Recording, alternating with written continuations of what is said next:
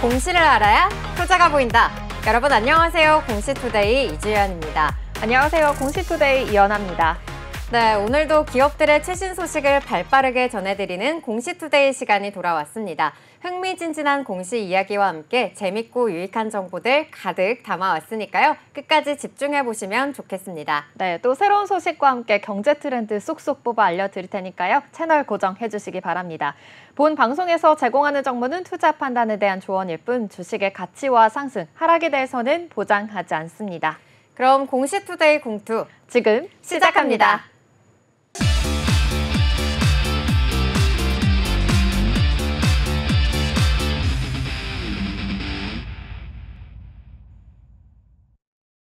네, 저희 먼저 본격적으로 공시 살펴보기 전에 9월 10일 화요일 12시 구간 지나가고 있는 우리 시장 흐름 먼저 체크해 보도록 하겠습니다.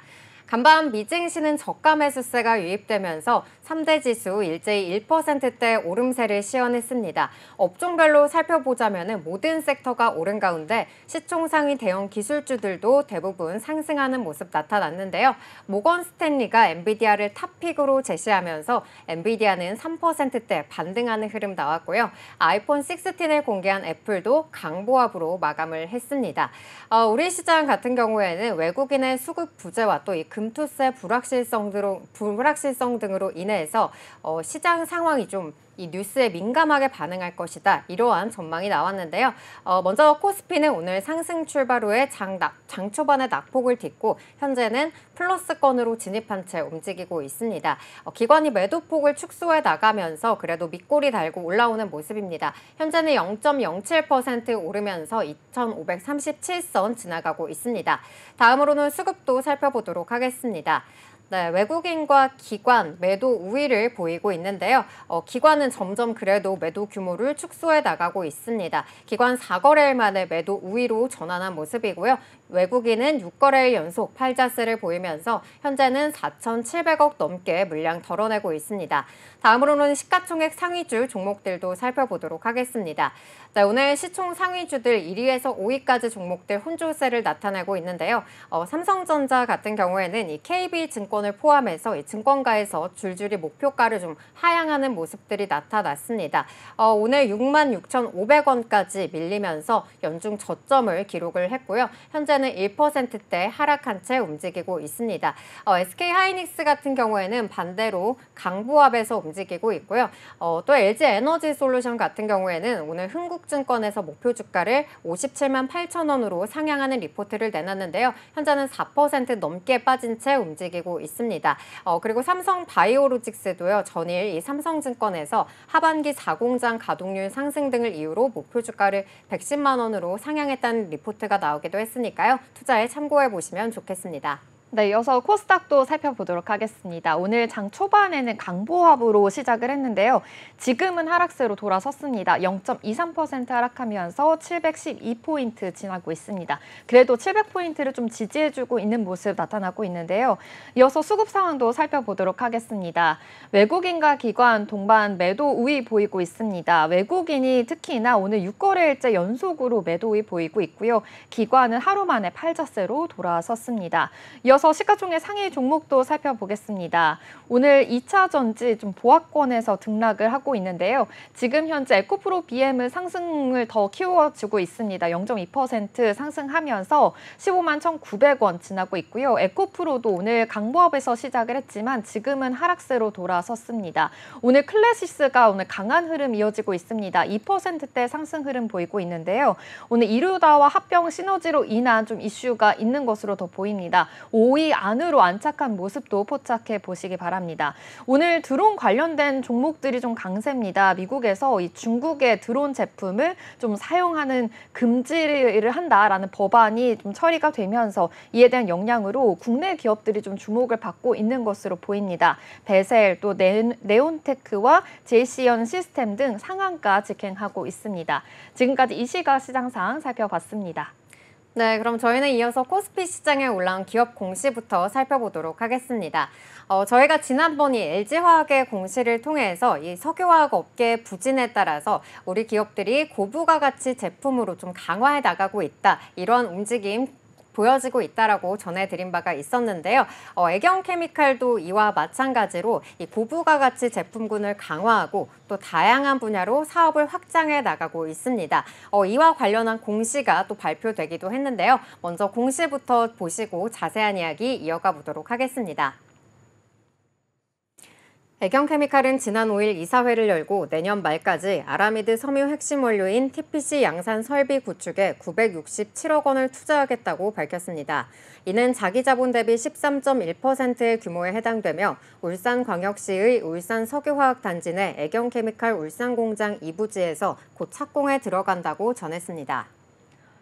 네, 공시를 통해 또 말씀해 주셨듯이 이렇게 아라미드 섬유 시장에서 새로운 수익을 또 창출할 것이다, 이런 성장 동력이 될 것이다라고 밝혀졌는데요.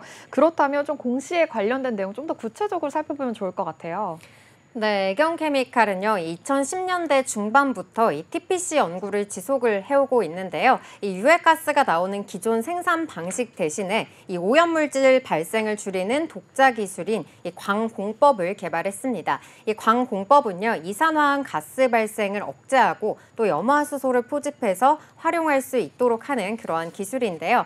지난 2020년 울산 공장에서 데모 플랜트를 가동한 뒤 지난해 11월 제품을 생산해서 품질 검증에 성공을 했고요. 2025년까지 양산체계 구축을 마무리 짓고 설비 준공이 끝나면 2026년 1월부터 국내 최초로 양산에 돌입한다고 합니다. 이로써 아라미드 섬유의 밸류체인의 한 부분을 차지하겠다는 계획인데요. 이번 투자는 이 애경케미칼의 역대 투자 규모 중에 가장 크고요. 또 국내 최초로 연간 생산량 1만 5천 톤 규모의 이 설비가 세워질 걸로 예상되고 있습니다. TPC는 이 슈퍼 섬유로 불리는 특수 소재인 아라미드의 주 원료인데요. 아라미드는 이 무게는 강철의 5분의 1 수준이지만 또 강도는 5배 이상 높아서 이 전기차용 타이어 코드나 또 광 케이블 그리고 항공 우주 소재 등에 쓰이고 있는데요. 2036년까지 국내 아라미드 시장은 연평균 9.1% 그리고 해외 시장은 4.1%씩 성장할 것으로 전망되고 있습니다. 애경케미칼은 이 석유화학업계 불황 타겟책으로 인해서 이 스페셜티 제품 강화를 선택한 바 있는데요. 아라미드와 탄소 섬유 등 이렇게 좀 고강도 그리고 경량화 소재를 회사의 미래를 걸 수 있는 사업 분야로 지정을 하고요. 전사적인 투자와 또 기술 개발에 힘쓰고 있습니다. 애경케미칼 관계자는 이 TPC 사업은 미래가 유망한 아라미드 섬유 시장에서 이 새로운 수익을 창출할 성장 동력이 될 것이라면서 TPC 사업 본격화까지 차질이 없도록 만전을 기하겠다고 말하기도 했습니다. 네, 이렇게 TPC 사업까지 확장을 하면서 더욱더 좀 동력을 가하겠다라는 소식까지 알아봤는데요. 중국의 이렇게 물량 공세에 이어서 애경케미칼이 고부가가치 제품으로 좀 사업 전략을 강화하겠다라는 계획까지도 살펴봤습니다. 애경케미칼이 최근에는 전고체 배터리 관련주로도 좀 주목을 받았었는데, 전고체 배터리 어떤 부분 때문에 좀 주목을 받은 걸까요? 네, 애경케미칼은 최근에 고용량 실리콘계 음극용 바인더를 개발하는 데 성공했다고 밝혔습니다. 이 바인더는 2차 전지 실리콘 음극재 성능을 개선하기 위한 중요한 기술인데요.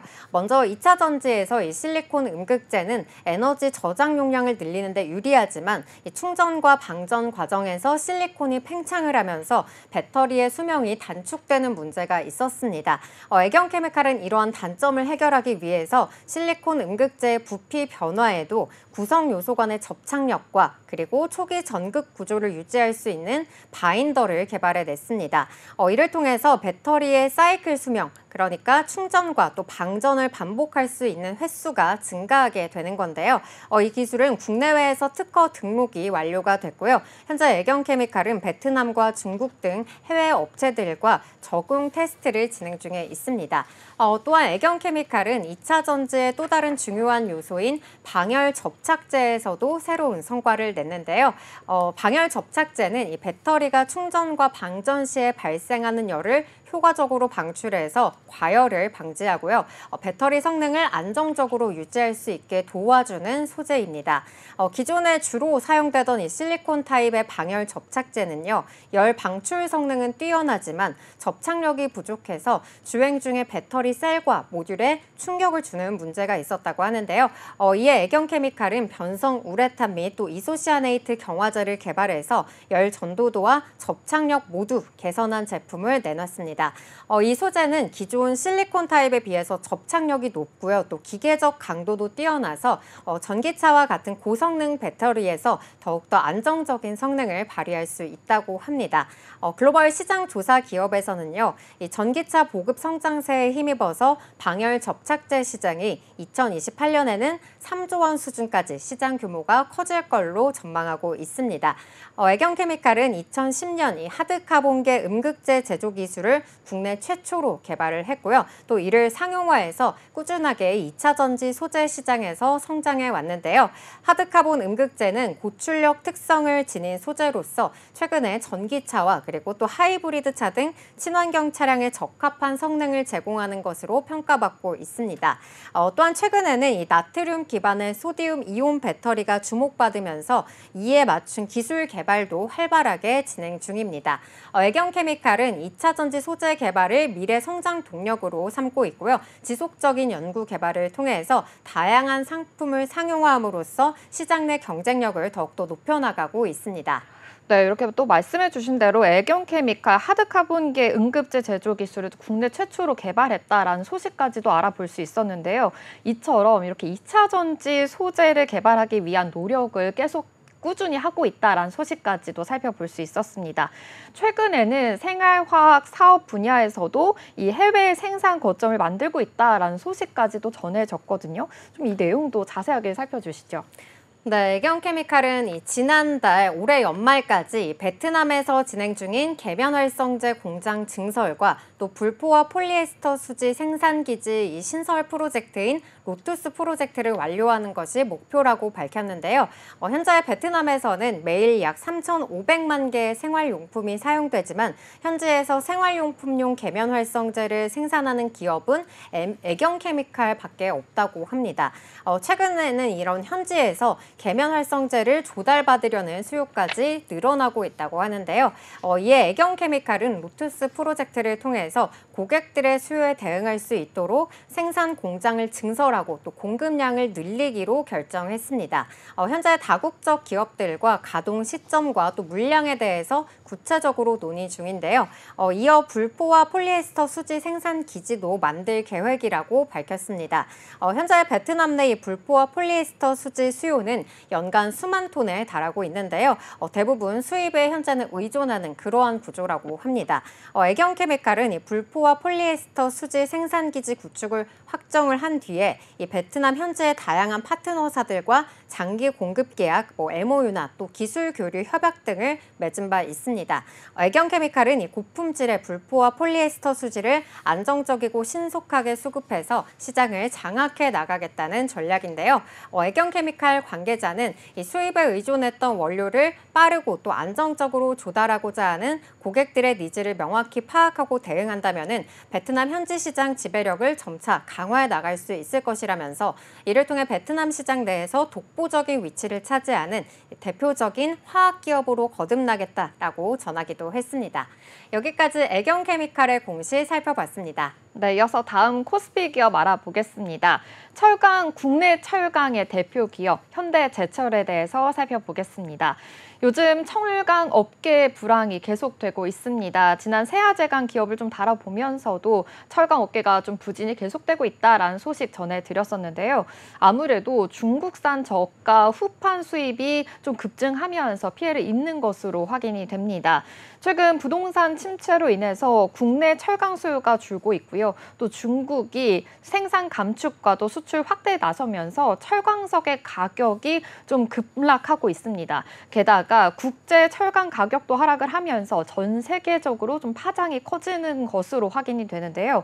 값싼 중국산 이 철강제 수입이 좀 급증함에 따라서 포스코나 현대제철 등 영업이익이 좀 반토막이 된 상황입니다. 그러다 보니까 현대제철도 올해 국내에 투자 행보를 좀 위축을 하고 있습니다. 업황 전망이 좀 불투명하고 실적도 크게 추락한 탓인데요. 이 박판 열연 공장은요, 가동을 좀 무기한 연장을 했고요. 한데 이 세간의 관심을 받았던 미국 전기로 이 신규 투자도요, 좀 내부적으로 잊혀질 만큼 후순위로 밀렸다고 합니다. 대신에 이 현대차와 기아의 해외 사업 행보에 맞춰서요, 해외 스틸 서비스 센터 구축에 힘을 싣고 있는데요. 실제 투자 효과도 끌어내겠다라는 방침까지 내세우고 있는 상황입니다. 지난 5일에는 철강 업계에 따르면 이 현대제철은 올해 상분기 예정된 당진에 있는 제철소 박판 열연 공장 전기로 이 재가동 일정을 좀 무기한 연장했다라고 결정했다라고 이런 소식까지 전해졌고요.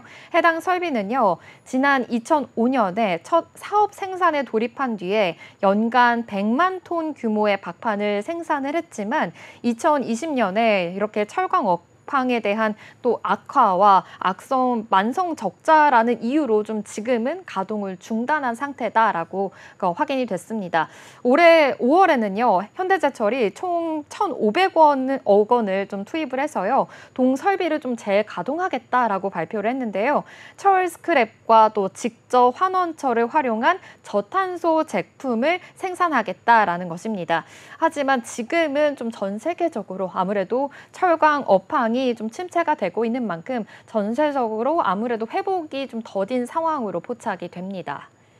네, 이렇게 좀 철강 업계가 계속해서 좀 부진한 흐름을 보이고 있는데요. 그래도 이 현대제철이 글로벌 시장 경쟁력 확보를 위해서 또 속도를 내고 있다, 이러한 소식도 전해졌거든요. 네, 맞습니다. 이 현대제철이요, 이 글로벌 시장 경쟁력 확보를 위해서 고부가가치 제품 전환에 좀 속도를 내고 있습니다. 현대제철은 이 글로벌 탄소 중립과 탄소 국경 조정 제도에 대응을 해서요, 탄소 저감 강판에 이 판매 기판 구축을 좀 나서고 있는 상황인데요. 최근 유럽 고객사들과의 이 탄소 저감 강판 판매를 위해서 업무 협약을 체결했습니다. 이 업무 협약을 체결한 고객사는 이 체코의 최대 자동차 부품사인 이 타웨스코이고요. 또 이탈리아의 자동차 강판 전문 가공업체인 유사이드라고 합니다. 이들은요, 유럽의 주요 자동사인 폭스바겐 같은 이렇게 철강 소재를 좀 계속해서 공급하고 있는 회사다라는 것을 확인해 볼 수 있었는데요. 향후에 이렇게 글로벌 자동차 회사들과의 탄소 중립 계획에 좀 보응을 하기 위해서 탄소 저감 강판을 조달해야 되는 상황입니다. 그렇기 때문에 현대제철도 이렇게 업무 협약을 맺은 이들과의 함께 고객사로도 협업을 하는 만큼 앞으로의 또 매출 효과에도 기대가 된다라는 점을 확인해 볼 수 있었는데요. 탄소 저감 강판 부품 테스트를 또 진행을 했고요. 탄소 저감 강판에 대한 공동 마케팅 또한 또 추진해 나갈 예정입니다. 이 고부가가치 제품 전환을 위해서 스마트 팩토리 구축 또한 힘을 쓰고 있습니다. 이 싱가포르와 함께 기술 개발 협력을 추진을 통해서요, 스마트 팩토리 구축을 하고 있는 건데요. 협력을 통해서 이 현대제철은 제품 표면의 결함을 파악하는 등 이 적용이 좀 가능한 AI 모델을 개발하고 있고요. 철강 제조 공정의 혁신을 계속해서 이끌어내겠다라는 기대감까지 불러일으키고 있습니다. 또 현대제철이요, 해상풍력 시장에도 계속해서 공을 들이고 있습니다. 주로 해상풍력 구조물에 들어가는 이 철강제를 공급하는 것을 계속해서 목표로 하고 있는데요. 아무래도 해상풍력이 좀 미래 수익성이 커질 사업으로 조금 더 각광을 받으면서 발빠르게 좀 이 시장을 거점하고 있는 것으로 좀 확인이 됩니다. 해상풍력 사업은요, 고가의 철강 제품이 좀 대규모로 공급이 되어야 하는 상황인데요. 철강 업계에서 새로운 먹거리로 지금 이렇게 선점이 되고 있고 계속해서 부각이 되고 있는 상황입니다.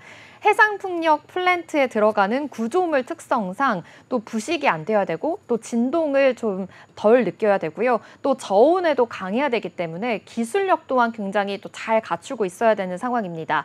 이 현대제철의 제품이 이러한 경쟁력을 갖춘 것으로 또 평가가 되고 있습니다.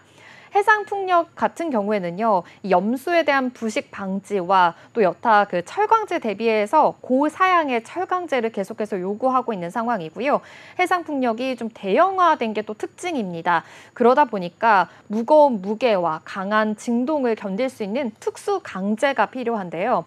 현대제철은 이 국내 최대 규모의 해상풍력 단지인 이 제주 한림 해상풍력단지에 하부 구조물용 이 강관을 공급을 한 이력도 있습니다. 또 대만의 해상풍력 프로젝트에 이 강관을 공급을 해서요. 해외 대형 프로젝트 물량을 또 수주했던 그런 실적까지 있기 때문에 앞으로도 해상풍력에 대해서 좀 계속해서 기대가 되고 있는 그런 상황입니다. 네, 앞서 살펴봤던 뭐 석유화학 업계도 그렇고 또 지금 이 철강업도 그렇고 굉장히 우리가 중국의 이 저가 물량 공세에 이기지 못해서 계속해서 기업들이 좀 고부가가치 제품군을 강화해 나가고 있다. 이러한 흐름 살펴봤습니다. 현대제철도 마찬가지로 뭐 탄소 저감 강판이라든지 또 해상 풍력 시장까지 발을 넓히고 있는 모습 확인해 볼 수가 있었고요. 그런데 이렇게 좀 업황이 계속해서 부진한 흐름을 보이고 있기는 하지만 그래도 안정적인 신용 등급을 유지해 오고 있다고 하더라고요. 네, 맞습니다. 이 현대제철이요. 이 한국기업평가와 나이스 신용평가로부터 이 각각의 안정적 등급, AA 등급을 받았습니다. 현대제철은 회사채 시장 단골 손님인데요. 2010년부터 줄곧 이 AA 안정적의 신용 등급을 좀 유지해 오고 있습니다. 나이스 신용평가는 현대제철의 주요 전방 사업은 이 건설업과 또 자동차 산업 그리고 조선업 등으로 분산이 되어 있는데요. 이렇게 다변화된 제품 포트폴리오를 바탕으로 해서 개별적으로 수요 산업의 경기 변동에 대해서 좀 대응력이 우수한 것으로 판단했다라고도 밝혔습니다. 그러면서 이렇게 등급 평가 이유를 밝힌 건데요. 현대제철이 또 상반기에 이어서 하반기에도 역시나 좀 회사채 시장의 문을 두드리고 있습니다. 업황 불황에도 아무래도 좀 탄탄한 이런 재무 구조를 갖추고 있는 것이 그러한 이유로 평가가 되는데요. 이런 기반으로 해서 우선 신용 등급을 좀 지켜낸 만큼 아무래도 낮은 금리에 이렇게 필요한 자금을 조달하는 데 무리가 없을 것으로 지금 전망을 하고 있습니다. 업계에 따르면요. 현대제철이 2년물에 1,000억 원, 그리고 3년물에 700억 원, 5년물에 300억 원 등 총 2,000억 원 규모의 회사채를 발행을 준비하고 있다라고 나왔고요. 공시 또한 나왔습니다. 이날 5일에 수요 예측에 나설 예정이고요. 이 결과에 따라서 최대 3,000억 원까지 증액을 할 가능성이 있다라고도 이런 가능성을 지금 열어놓은 상태입니다. A급의 우량채인 이 현대제철이요. 채권 시장에서 좀 높은 인기를 끌고 있습니다. 앞서 1월에도 3,000억 원의 회사채 발행에 나섰다가 수요 예측에서 1조 7천억 원의 뭉치돈을 끌어모으면서 흥행에 성공을 했고요. 또 5천억 원으로 좀 증액을 발행하기도 했습니다. 또 현대자금, 이런 자금으로 인해서 모두 채무 상환에 활용했다라는 소식까지 전해졌는데요. 이번 발행 자금은요, 채무 상환과 함께 유동성 강화에 쓰일 가능성이 있습니다. 또 현대제철에서 하반기 이 만개가 좀 도래되는 사채는 2017년 7년물로 또 발행했던 1,100억 원 규모의 공모채가 전부인데요. 해당 사채 만기일은 이달 19일로 정했고요. 이를 차환하는 데 자금을 좀 우선적으로 투입할 전망이다라고까지 밝혔습니다. 현대제철의 실적도 한번 보겠습니다. 올해 상반기 매출을 살펴보면요. 11조 9,892억 원이었습니다. 전년 동기 대비해서 11.4% 축소가 됐고요. 영업이익도 지금 80.8% 줄었는데요. 1,538억 원으로 확인이 됩니다. 아무래도 이렇게 건설업 둔화에 따른 이 보형광의 판매가 감소가 됐고요. 철강 업계 위축에 따른 판가 하락, 그리고 저가 철강제 유입에 따른 열연과 또 후판 부분에서 적자가 좀 전환이 됐다. 좀 악재가 계속해서 겹쳤다라는 것을 확인해 볼 수 있었습니다. 그래도 이렇게 수익성이 저하가 됐는데도 불구하고 현대제철은 이 재고자산 관리와 또 유유부지 매각 등을 이유로 해서 계속해서 안정적인 재무 구조를 유지를 하고 있고요. 이렇게 AA 등급을 받을 정도로 우수한 신용 등급을 기반으로 해서 이렇게 회사채 금리가 3.8에서 3.9%로 형성될 예정이다라고 밝혔습니다. 이렇게 회사채 금리가 인하 기조인 점을 비추어 봐서요. 이번 발행 사채도 좀 이와 비슷하거나 아니면 더 낮은 수준으로 금리가 형성될 것으로 확인이 됩니다. 네, 이렇게 좀 안정적인 이러한 신용 등급을 바탕으로 해서 좀 낮은 금리로 이렇게 필요한 자금을 조달하고 있는 이 현대제철의 모습까지 살펴볼 수가 있었고요. 현대제철이 또 이 철강 상장 기업 중에서 브랜드 평판 또 1위를 차지했다 이런 소식도 전해졌거든요. 이 소식도 좀 자세하게 전해주시죠. 네, 맞습니다. 2024년 9월 소식인데요. 바로 철강 상장 기업 브랜드 평판 빅데이터 분석 결과 1위의 현대제철이 딱 자리를 또 차지했습니다. 2위가 포스코홀딩스였고요. 3위가 KG스틸 순이었습니다. 한국기업평판연구소는요. 철강 상장기업 42개의 브랜드에 대해서 이 빅테크 분석을 활용한 결과였는데요.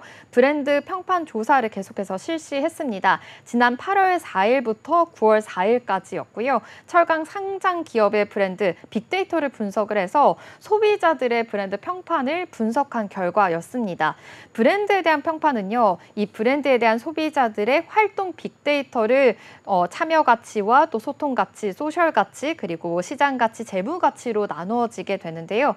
브랜드 평판 지수가 이 소비자들의 온라인 습관이 브랜드 소비에 큰 영향을 미친다는 것을 좀 찾아내서요. 이렇게 브랜드 빅데이터 분석을 나섰다라고도 볼 수 있겠습니다.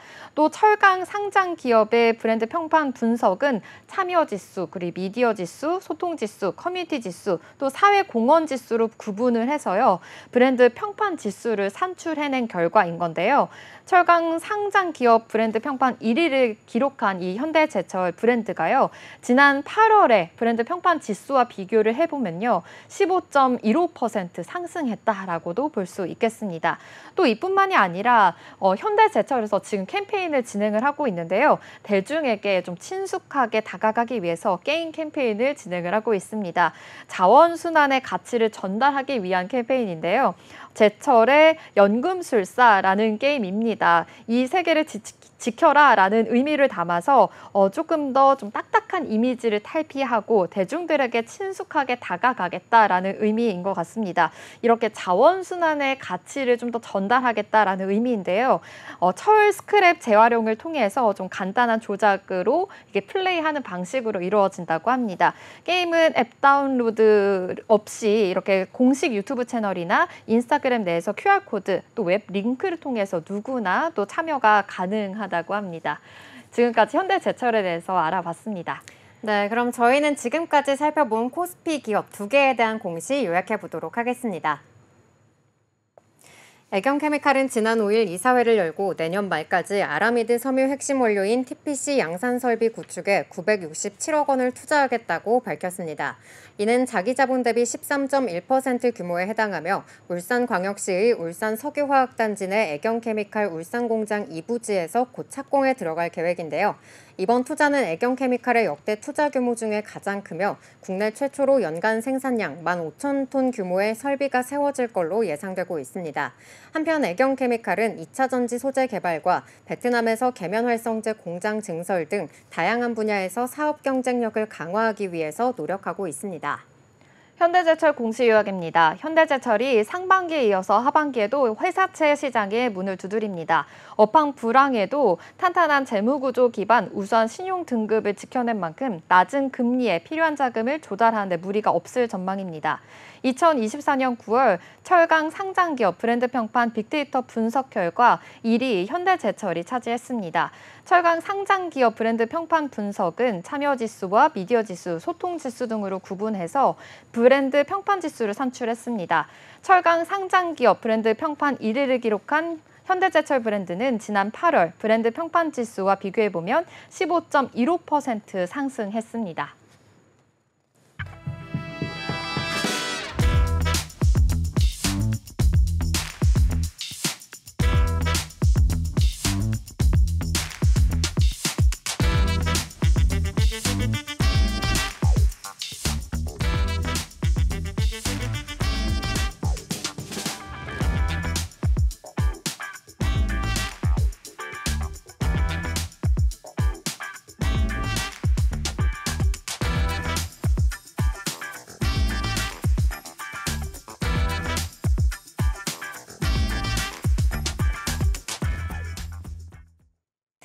네, 그럼 저희는 이어서 코스닥 시장에 올라온 공시도 살펴보도록 하겠습니다. 조선주의 슈퍼사이클과 더불어서 또 반도체, ESS 등 이렇게 다양한 분야에서 쓰이는 부품이 있습니다. 바로 피팅 밸브인데요. 올해 들어서 이렇게 좀 다양한 전방 산업의 수혜로 인해서 피팅 밸브 관련주들도 함께 올라오는 모습 보였습니다. 이러한 관련주 가운데서도 한선 엔지니어링이 또 시장의 주목을 받기도 했었는데요. 한선 엔지니어링이 지난 6일 신규 설비 투자와 관련한 공시를 발표했습니다. 이를 통해서 한선 엔지니어링의 다양한 이슈를 함께 짚어보려고 하는데요. 먼저 공시부터 확인하고 오시죠. 한선 엔지니어링은 550억 원 규모의 신규 시설 투자를 결정했다고 지난 6일 공시했습니다. 이는 자기 자본 대비 100.15%에 해당하는데요. 투자 목적은 매출 확대에 따른 추가 공장 증축 및 보관 물류 시스템 구축으로 투자 기간은 지난 9월 6일부터 오는 2026년 2월 28일까지입니다. 네, 한선 엔지니어링 지난해 상장한 기업이잖아요. 그런데 올해 좀 여러 가지 모멘트로 인해서 계속해서 좀 거론이 된다라고도 볼 수 있겠는데요. 한선 엔지니어링 좀 구체적으로 어떠한 사업을 영위하고 있을까요? 네, 한선 엔지니어링은요, 이 계측 장비용 피팅 밸브 플러밍 전문 기업인데요. 조선화학 그리고 석유화학 또 방산 및 우주항공 분야 등을 주요 전방 시장으로 두고 성장해 오다가 최근에는 반도체용 UHP 피팅 및 밸브와 또 2차 전지용 ESS용 이 직분사 소방장치 피팅 및 밸브 또 SOFC용 플러밍 모듈 제품으로도 이렇게 사업의 보폭을 넓혀나가고 있습니다. 피팅과 밸브는 유체 및 기체의 흐름과 제어가 필요한 곳에 사용되는 핵심 부품인데요. 고압, 고온, 초저온, 그리고 독성가스 이러한 극한의 환경에서도 견딜 수 있어야 되는 만큼 높은 내구성을 확보할 수 있는 고도의 기술력과 또 엄격한 품질 관리가 필수적입니다. 전방 산업의 투자 설비가 늘어날수록 수요도 함께 늘어나는 구조인데요. 산업이 고도화되면서 요구하는 기술력도 더욱더 정밀해지고 있습니다. 한선 엔지니어링의 기술력은요, 이 한국과 노르웨이, 독일, 영국, 미국, 프랑스 등 세계 8대 성급 인증을 획득하고 있는데요. 이 성급 인증은 선박 및 해양 구조물의 안전성과 또 품질을 보장하는 인증으로서 이 8대 인증을 모두 다 획득한 것은 국내에서 유일하다고 알려져 있습니다. 기존 주력 사업은 9조 원의 초대형 석유화학 사업인 샤힌 프로젝트 그리고 5조 원의 인도네시아 라인 프로젝트 등 주요 글로벌 프로젝트를 참여하면서 높은 진입 장벽을 구축해 나가고 있는데요. 또 신성장 사업인 수소 산업과 2차 전지, ESS, 또 반도체 등에서도 굵직한 고객사들과 협력을 하면서 경쟁력을 발휘해 나가고 있습니다. 한선 엔지니어링은 4만 개 이상의 제품 품번을 보유해서 다품종 소량 생산에 특화되어 있는 걸로도 알려져 있습니다. 많은 종류의 제품을 공급하고 있기 때문에 주문부터 납품까지 모두 커버할 수 있는 자체 개발 전산 시스템을 개발해서요. 이 약 300개의 국내외 직거래처를 효율적으로 관리하고 있는 것도 강점으로 꼽히고 있습니다. 네, 이렇게 한선 엔지니어링 글로벌 프로젝트를 계속해서 또 참여하고 있고 그리고 국내 유일의 이런 세계 8대 선급 인증까지 획득했다라는 소식까지 전해줬는데요. 또 앞서서 이렇게 SOFC 이렇게 요즘 수소 관련해서도 SOFC가 굉장히 또 주목을 받았었잖아요. 이런 플러밍 모듈 제품으로도 사업을 확장해 나가고 있다라고도 말씀해 주셨는데 SOFC 관련주로도 굉장히 또 주목을 받은 만큼 좀 이 부분에 관련해서 좀 구체적으로 알고 싶습니다. 네, 최근에 이 AI 시장 확장과 맞물려서 이 데이터 센터의 전력 소비가 급증하고 있는데요. 2026년 이 전 세계 전력 소비량이 2022년 대비 2배 이상 늘어날 것이라는 전망이 나오고 있습니다. 전력 회사들은 이렇게 급증하는 수요에 대응하기 위한 방안으로 신재생 에너지뿐만 아니라 또 천연가스에 주목을 하고 있는데요. 이에 따라서 천연가스에서 수소를 추출해서 전기를 생산해내는 이러한 SOFC가 또 급부상하고 있습니다. 한선 엔지니어링은 2021년 천연가스에서 수소를 추출해서 이 산소와 반응시켜서 전기를 생산하는 이 고효율 저탄소 신재생 분산 발전원인 SOFC를 개발한 바 있습니다. SOFC는 연료를 산화시켜서 직접 전기를 생산하는 변환 장치인데요. 연료전지 기술 중에서 가장 높은 효율을 제공하는 걸로 알려져 있습니다. 2021년 한선 엔지니어링은요, 이 미국의 블룸 에너지와 또 국내 SK 에코플랜트의 합작 법인인 이 블룸 SK 퓨얼셀의 이 SOFC용 플러밍 모듈 관련 국내 단일 공급 업체로 선정이 된 바 있고요. 또 업체 등록 후에 이 한선 엔지니어링의 실적은 2021년 매출액이 2,272억 원에서 2022년에는 매출액이 410억 원으로 이렇게 매출액이 큰 폭의 증가세를 나타내기도 했습니다. 여기에다가 이 국내 발전용 연료전지 시장의 양대축 중의 하나인 이 두산퓨얼셀과도 협력해 나가고 있는데요. 이 두산퓨얼셀의 인산 연료전지 시제품에 한선 엔지니어링의 이 피팅 및 밸브 제품이 사용이 됐고요. 또 두산퓨얼셀의 SOFC 개발에도 참여할 예정입니다. 또 한선 엔지니어링의 주요 고객사인 SK 에코플랜트가 이 중국 최대 규모의 데이터 센터를 개발하는 기업인 이 GDS사가 구축하는 데이터 센터 전력 공급 시스템의 SOF를 이렇게 설치를 하고 있고요. 또 미국에서는 인텔과 또 마이크로소프트 그리고 블룸 에너지와 협업을 해서 이 데이터 센터에 SOFC를 설치할 예정이라고 합니다. 이에 따라서 한선 엔지니어링의 SOFC 플러밍 모듈 역시 실적 증가에 좀 기여할 것이다. 이러한 전망이 나오기도 했습니다. 또 이뿐만 아니라요. 이 수소 연료전지 외 수소 플랜트, 또 수소 인프라 등 다양한 수소 사업 내에서 영역을 공략하면서 전방 시장을 확장해 나가고 있는데요. 수소 플랜트 분야는 이 SK 에코플랜트 벤더사로 등록이 되어 있고요. 수소 인프라는 현대차 그리고 현대 로템의 벤더로 등록이 되어서 사업을 전개해 나가고 있습니다. 현재 수소 충전소에는 이 한선 엔지니어링의 제품군이 공급되어서 설치되고 있기도 합니다.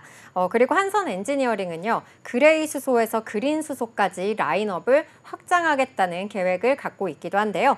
이 현재 국제 공인 안전 규격이자 이 북미 지역의 대표적인 인증 표준인 UL 인증을 획득해서 안전성 검증을 완료했고요. 미국 시장으로의 진출까지 마련한 상태입니다. 네, 이렇게 말씀해 주신 대로 한선 엔지니어링 SOFC 사업까지 더 확장을 하면서 좀 기존 사업뿐만이 아니라 다양한 전반 사업까지 확장하고 있다라는 소식까지 자세하게 또 살펴봤는데요. 증권가에서도 그래서인지 좀 긍정적으로 보고 있는 것 같습니다. 또 지난달에 현대차 증권에서는 향후 성장 가능성을 좀 주목해 보기도 했었는데 좀 자세한 소식 좀 들려주시죠. 네, 맞습니다. 이 한선 엔지니어링의 2분기 실적은 매출액이 131억 원, 그리고 영업이익은 17억 원을 기록했는데요. 현대차 증권에 따르면은 일반적으로 1분기가 이 해당 회사의 실적 저점인 점을 고려한다면은 올 하반기로 갈수록 실적 상승세가 기대된다고 밝혔습니다. 그리고 이렇게 좀 기존 주력 사업인 이 조선해양 부문의 슈퍼사이클과 또 석유화학 그리고 에너지 부문의 우호적인 환경 그리고 신성장 사업인 수소와 또 ESS 향에 대한 지속적 성장이 가능할 것이라고 전망하기도 했습니다. ESS용 직분사 소방설비 피팅 및 밸브의 경우에는요, 한선 엔지니어링이 고객사와 지난 2021년부터 개발해서 독자적으로 공급 중인데요. 고온 고습 그리고 염수 분무 감압 그리고 응력 분시 균열 테스트, 원소 재료 시험협회 규격 승인 등을 완료할 수 있는 기술 테스트 진행과 함께 UL 인증을 획득해야 되기 때문에 굉장히 높은 진입 장벽을 확보하고 있습니다. 유일하게 국내에서는요, 삼성 SDI 그리고 LG 에너지 솔루션의 ESS용 모델에 대한 공급량 확대와 또 신규 모델에 대한 매출 성장이 기대된다는 평가를 받고 있기도 합니다. 올해 글로벌 ESS 배터리 수요는요, 전체 배터리 수요의 13%를 차지하면서 신재생 에너지 성장과 더불어서 증가하고 있는 추세인데요. 한선 엔지니어링은 이 ESS용 직분사 소방설비 피팅 및 밸브에 대한 수요도 함께 증가할 것이라고 전망하고 있습니다. 또 더불어서 이 미국 고객사에서 이 블룸 에너지는요, 이 지난 2분기 실적 발표에서 아마존 클라우드 서비스 데이터 센터에 전력 공급 계약을 체결을 했고요. 또 엔비디아가 투자한 데이터 센터 스타트업인 코어 위브에 블룸 에너지의 파트너십을 통한 연료전지 공급 계약 체결을 발표한 바 있습니다. 이에 따라서 이 미국 블룸 에너지 본사의 제조 시설에 납품되는 한선 엔지니어링 엔지니어링의 SOFC용 플러밍 모듈에 대한 수요도 함께 증가할 것이라는 분석도 나오고 있습니다. 그리고 한선 엔지니어링 같은 경우에는요, 이 신사업 본격 매출을 좀 성장을 하기 위해서요, 추가적인 캐파 증설을 예정을 하고 있고요. 또 이를 통해서 신사업 부문의 매출 성장세가 기대되고 있기도 합니다. 전방 산업의 우호적인 환경으로 인해서 한선 엔지니어링 역시 이 기존 사업 그리고 신성장 사업의 성장세가 실적과 밸류를 견인할 것으로 보인다고 전망하기도 했습니다. 여기까지 한선 엔지니어링의 공시 살펴봤습니다. 네, 다음 코스닥 기업도 알아보도록 하겠습니다. 앞서서 한선 엔지니어링에서 이런 소방 설비 피팅, 밸브에 대한 수요도 있다 이렇게도 말씀해 주셨는데 이번 제가 준비한 코스닥 기업은요, 파라텍입니다. 이 파라텍은 소방기구 전문 제조 기업인데요.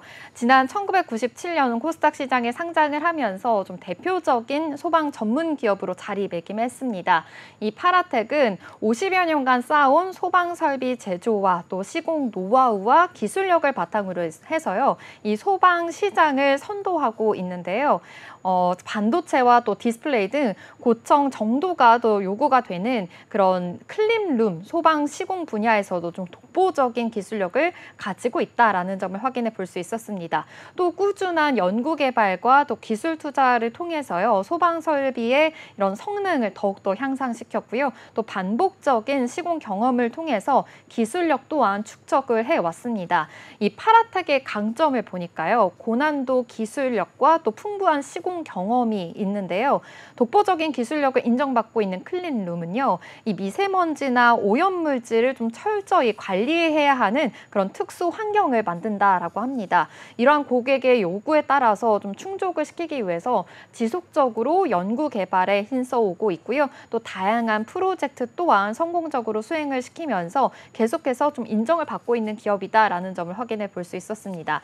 요즘 소방 안전관리 관련주들이 좀 강세를 보이고 있는데요. 아무래도 좀 전기차 화재라든지 아니면 건물 화재 소식이 계속해서 좀 전해지면서 이런 화재에 대한 불안감이 더 커진 것으로 풀이가 됩니다. 또 뿐만 아니라 지난 6일에는 정부가요, 이 전기차 화재 안전관리 대책에 대해서 발표를 했는데요. 이 발표 당일에는 파라텍이 상한가를 또 향하기도 했습니다. 이렇게 아무래도 좀 소방주에 대한 매수세가 몰리면서 좀 수혜가 있는 것으로 풀이가 됩니다. 네, 이 파라텍 같은 경우에는 클린룸 소방 시공 분야에서 독보적인 기술력을 보유를 하고 있다. 이렇게 기업에 대한 설명까지 저희가 함께 확인을 해볼 수가 있었고요. 또 말씀해 주신 대로 요즘에 좀 화재로 인해서 안타까운 그러한 소식들이 많이 들려오고 있습니다. 아무래도 이렇게 좀 안전을 우선으로 하는 소방 관련 종목들의 좀 투심이 계속해서 좀 쏠리고 있는 모습인데요. 그러면 먼저 우리가 파라텍의 어떠한 공시 내용이 나왔는지부터 짚어보면 좋을 것 같습니다. 어떤 공시가 발표가 됐을까요? 네, 아무래도 이 소방기계공사에 대한 계약이었습니다. 자세한 공시 소식 살펴보겠습니다. 이 파라텍이 삼성전자 평택캠퍼스와 238억 원 규모의 공급 계약을 체결했습니다. 계약 종료일은 25년 6월 30일까지고요. 매출액 대비해서 21% 수준입니다. 앞서 또 파라텍은요, 지난 2021년부터 삼성전자와 계속해서 공급 계약을 맺어왔는데요. 2021년에는 552억 원, 2022년에는 870억 원으로 3년간 총 계약 금액이 1,600억 원이 넘는 수준이라고 합니다. 올해 초에도 620억 원에 달하는 수주 계약이 있었는데요. 최근 매출액과 비교하면 29%에 달하는 그런 비중을 가지고 있는 만큼 단일 계약으로는 세계 최대 규모다라고도 볼 수 있겠습니다. 네, 파라텍 이렇게 3년간 총 계약 금액이 1,600억 원이 넘는다라고 했는데요. 이렇게 삼성전자와 좀 꾸준하게 공급 계약이 있었던 만큼 안정적인 좀 매출원을 확보하고 있다라는 것을 저희가 확인해 볼 수가 있었습니다. 그리고 앞서 정부에서 전기차 화재 안전관리 대책을 발표를 했다고 했는데 사실 이 부분 요즘에 굉장히 많이 주목을 받고 있잖아요. 좀 어떠한 내용인지도 자세히 짚어보면 좋을 것 같습니다. 네, 맞습니다. 정부가 한덕수 그 국무총리 주재로 개최된 국정 현안 관계 장관회의에서요. 전기차 화재 안전관리 대책을 확정해서 발표를 했습니다. 전기차 화재 종합 대책의 하나로 이 과충전을 자체적으로 방지할 수 있는 스마트 제어 충전기를 보급하고요. 또 지하에서 지상으로 옮기는 방안을 검토하기로 했습니다. 지하 3층까지 충전기 설치를 허용하는 규정도 좀 유지하기로 했는데요.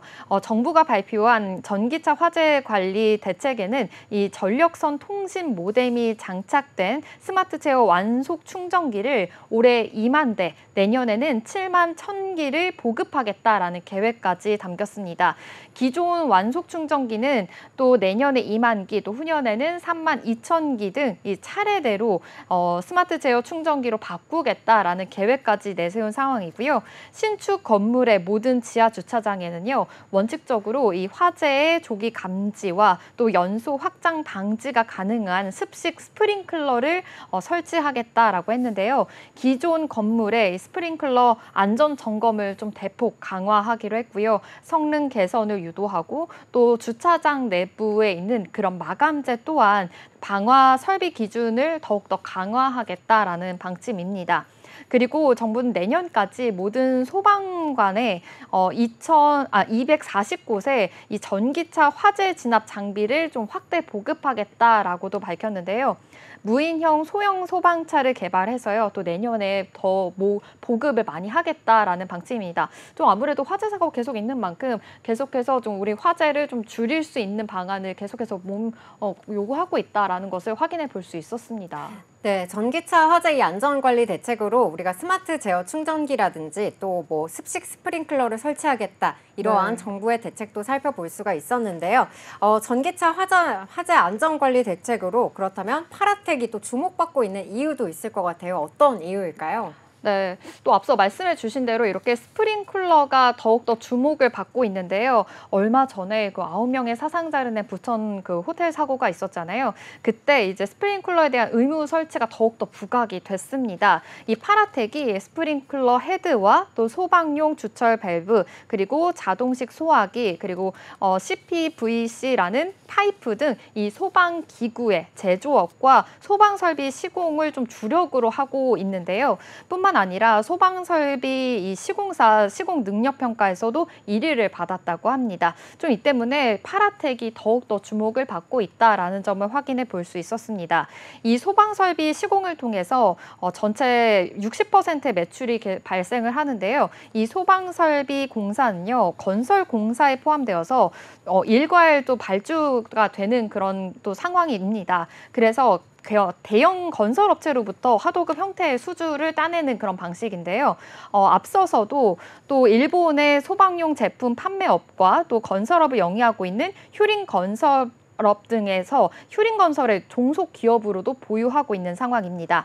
또 앞서서 공급 계약이 있다라는 것들 많이 말씀드렸는데 삼성전자향 이 소방기계 공사로서도 계속해서 매출이 늘어나고 있는 상황이고요.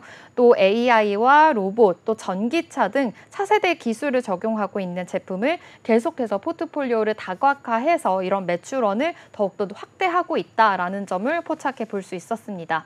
이와 관련해서 아무래도 화재 사고와 관련해서 소방 관련된 종목들이 강세인데요. 오늘 주가 흐름도 한번 살펴보도록 하겠습니다. 오늘은 다소 쉬어가는 모습입니다. 3% 하락세 보이면서 지금 현재 2,000원 선 지나고 있고요. 또 민테크와 또 한빛레이저, 나노팀 등 다양한 소방 기업들이 있는데요. 오늘 민테크도 좀 쉬어가는 모습입니다. 1%대 좀 하락세 보이면서 7,260원 지나고 있습니다. 오늘 한빛레이저가 좀 강한데요. 오늘 장 초반에는 5% 강세 흐름 보이기도 했습니다. 지금 현재 2.84% 상승하면서 5,800원 지나고 있습니다. 그래도 파라텍이 계속해서 뭐 소방시설이나 소화기, 스프링클러 등 좀 안전을 지키는 기업이니만큼 계속해서 성장해 나가겠다라고 밝혔습니다. 지금까지 파라텍에 대해서 알아봤습니다. 네, 그럼 저희는 지금까지 살펴본 코스닥 기업 2개에 대한 공시 요약해 보도록 하겠습니다.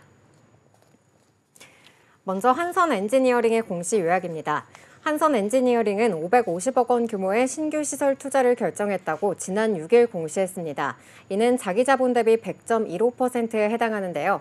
투자 목적은 매출 확대에 따른 추가 공장 증축 및 보관 물류 시스템 구축으로 투자 기간은 지난 9월 6일부터 오는 2026년 2월 28일까지입니다. 한편 한선 엔지니어링은 SOFC, ESS, 수소 등 다양한 분야로 전방 사업을 확장해 나가고 있습니다. 파라텍 공시 요약입니다. 삼성전자 평택캠퍼스와 238억 원 규모의 공급 계약을 체결했습니다. 계약 종료일은 25년 6월 30일까지며 매출액 대비 21% 수준입니다. 삼성전자향 소방기계 관련한 매출 인식도 늘어나고 있고 AI와 로봇, 전기차 등 차세대 기술을 적용한 제품 포트폴리오를 다각화하고 있습니다. 네, 오늘 준비한 공시투데이는 여기까지입니다. 오늘 전해드린 기업 공시와 소식들 여러분의 투자에 도움이 되셨으면 좋겠고요. 내일은 더욱더 유익한 내용으로 찾아뵙도록 하겠습니다. 네, 공시투데이 다시 보기는 네이버와 유튜브 채널을 통해 가능합니다. 본 방송에서 제공하는 정보는 투자 판단에 대한 조언일 뿐 주식의 가치와 상승, 하락에 대해서는 보장하지 않습니다. 네, 그럼 오늘도 성공 투자에 한 걸음 더 나아가시길 바라면서 공시투데이는 내일 12시에 계속됩니다. 시청해주신 여러분 고맙습니다.